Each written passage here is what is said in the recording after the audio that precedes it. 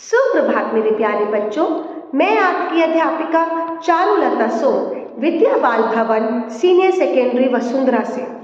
आज हम पढ़ेंगे क्रिया विशेषण के बारे में। पहले हमने जाना क्रिया के बारे में, फिर हमने पढ़ा विशेषण के बारे में। तो आज हम पढ़ेंगे क्रिया विशेषण दोनों के बारे में। तो उसको जानने के लिए हमें उदाहरण की सहायता लेनी पड़ेगी। पहला उदाहरण, वेदांत बहुत तेज भागता है। वेदांत बहुत तेज भागता है।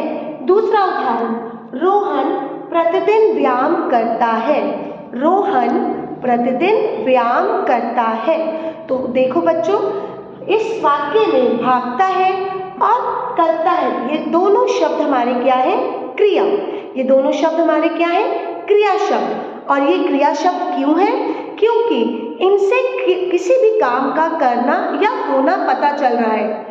रोहन बहुत तेज क्या करता है? भागता है, तो वो भागने की क्रिया कर रहा है। रोहन प्रतिदिन व्यायाम क्या करता है? करता है, तो ये करने की क्रिया बता रहे हैं। तो ये हमारी क्रिया हो गई। अब दोबारा देखें, वेदांत बहुत तेज भागता है। वेदांत कैसा भागता है? तेज भागता है। कैसा? तेज भागता है। रोहन प्रतिदिन व्यायाम करता है।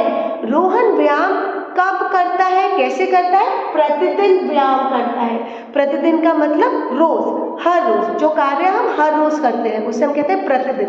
तो रोहन के व्यायाम करने की विशेषता क्या है? प्रतिदिन।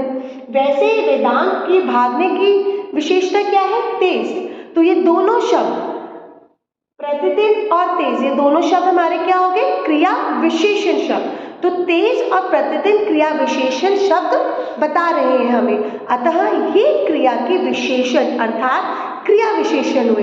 तो इससे हमें क्या पता चल रहा है? क्रिया की विशेषता बताने वाले शब्दों को हम क्या कहते हैं? क्रिया विशेषण। हम क्या कहते हैं? क्रिया विशेषण। अब हम बाकी दो उदाहरणों के से क्रिया विशेषण के बारे में जानेंगे। तीसरा हमारा उदाहरण आता है। तीसरा हमारा उदाहरण, वर्षा अचानक होने लगी। वर्षा अचानक होने लगी। बच्चा धीरे चल रहा है। बच्चा धीरे चल रहा है। तो वर्षा कैसे होने लगी? अचानक। वर्षा कैसे होने लगी? अचानक। वैसे बच्चा कैसे चल रहा है? धीरे चल रहा है। बच्चे के चलने की प्रक्रिया क्या है? धीरे। तो दोनों ऊपर वाले उदाहरण में अचानक और धीरे, ये दोनों शब्द हमें किसके बारे में बता रहे हैं? क्रिया विशेषण के बारे में। ठीक है बेटा। और हम आगे जानेंगे कि क्रिया विशेषण की पहचान कैसे की जाए, क्योंकि हमें एक दिक्कत आ जाती है कि अभी तो हमें सीधा सीधा पता चल गया, पर कैसे हम पहचान करें? तो सिंपल है इसको जानना कि हमें क्या करना है कि इनमें हमें प्रश्न लगा देने हैं। कहाँ, कब, कैसे, कितना। हमारे पास जो भी उदाहरण है उस उदाहरण में हमें क्या कर देना है? प्रश्न पूछ लेना है। उस वाक्य को हमें प्रश्न के रूप में पूछना है। जैसे, कहाँ? पिताजी वहां बैठे हैं। अब इस वाक्य को अगर हमें प्रश्न में पूछना है तो हम कैसे पूछेंगे? पिताजी कहाँ बैठे हैं? हमें इसके उत्तर में क्या मिला? वहां बैठे हैं। तो स्थान के बारे में हमें पता चल रहा है कि पिताजी कहाँ बैठे? पिताजी वहां बैठे हैं। तो ये हमें बता रहा है हमारा क्रिया विशेषण शब्द। तो वहां हमारा क्या हो गया?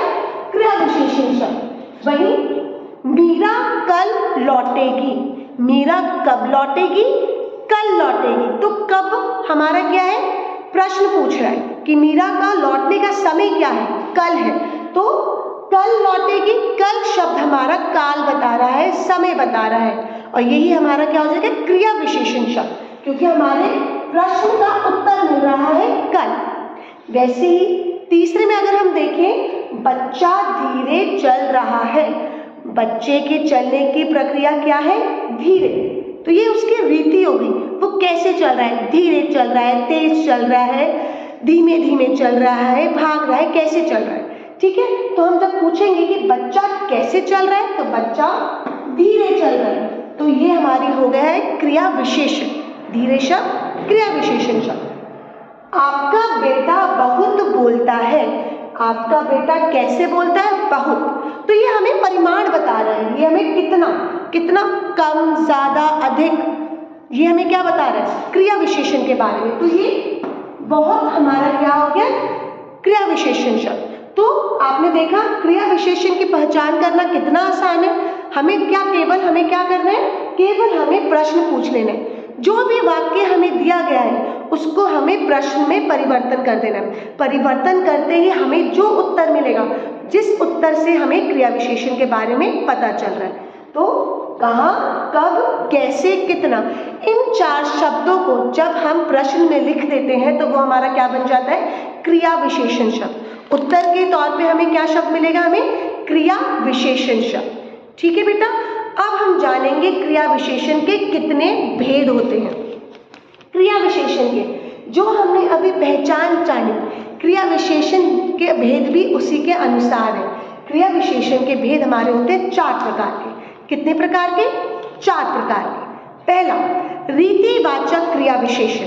पहला, रीतिवाचक क्रिया विशेषण। रीति किस ढंग से, किस रीति से कार्य किया जा रहा है, उस कार्य की विशेषता किस ढंग से हो रही है, तो उस ढंग को हम कहते हैं रीतिवाचक क्रिया विशेषण।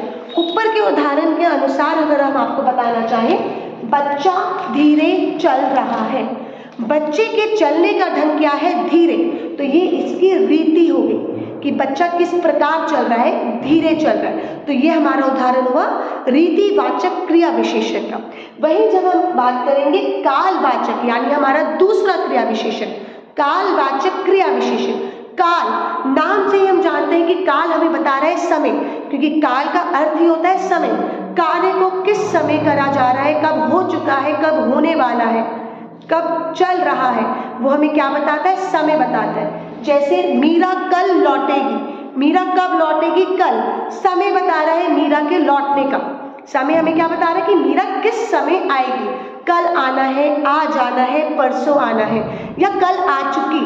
तो ये हमें समय बता रहा है। तो समय यानी काल। तो जब हमने आपको बताया मीरा कल लौटेगी, तो कल हमारा क्या हो गया, कालवाचक क्रिया विशेषण। कल हमारा क्या हुआ है, कालवाचक क्रिया विशेषण। ये हमारा दूसरा क्रिया विशेषण है। अब हम बात करेंगे तीसरे क्रिया विशेषण की, स्थानवाचक क्रिया विशेषण। तीसरा क्रिया विशेषण स्थानवाचक क्रिया विशेषण।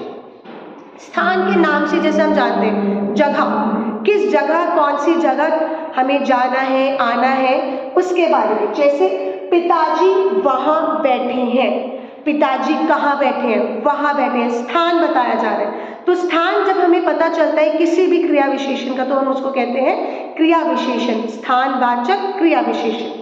चौथा हमारा है परिमाणवाचक क्रिया विशेषण। आखिरी चौथा, परिमाणवाचक क्रिया विशेषण। परिमाण का मतलब होता है नाप तोल, मात्रा, कितने मात्रा में कार्य किया जा रहा है, अधिक मात्रा में, कम मात्रा में, ज्यादा मात्रा में। ठीक है, किस मात्रा में कार्य किया जा रहा है, उसे हम कहते हैं परिमाणवाचक क्रिया विशेषण। ऊपर का उदाहरण फिर लेते हुए, आपका बेटा बहुत बोलता है। तो बेटा कितना बोलता है, बहुत बोलता है। तो ये जो बहुत है, ये बेटे की मात्रा बता रहे हैं बोलने की। बोलना, जैसे कि हमने पहले भी बताया, बोलना हमारी क्रिया है। क्रिया की विशेषता क्या बता रहे हैं, अधिक, बहुत, कम। तो यहाँ पर बेटा कैसा बोलता है, बहुत बोलता है, तो मात्रा है ये।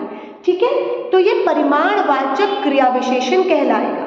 तो अभी हमने आपको क्या बताया कि हमारे पास क्रिया विशेषण के 4 भेद होते हैं।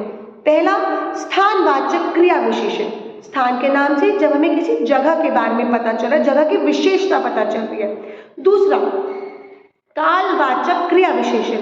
काल यानी समय के बारे में जब हमें पता चल रहा है। तीसरा, परिमाणवाचक क्रिया विशेषण। परिमाण, जब हमें मात्रा के बारे में पता चल रहा है, कम, अधिक, ज्यादा आदि।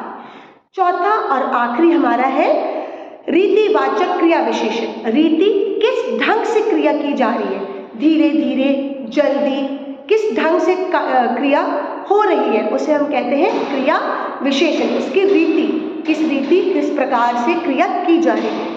तो अभी आज हमने क्या किया, क्रिया विशेषण के बारे में जाना।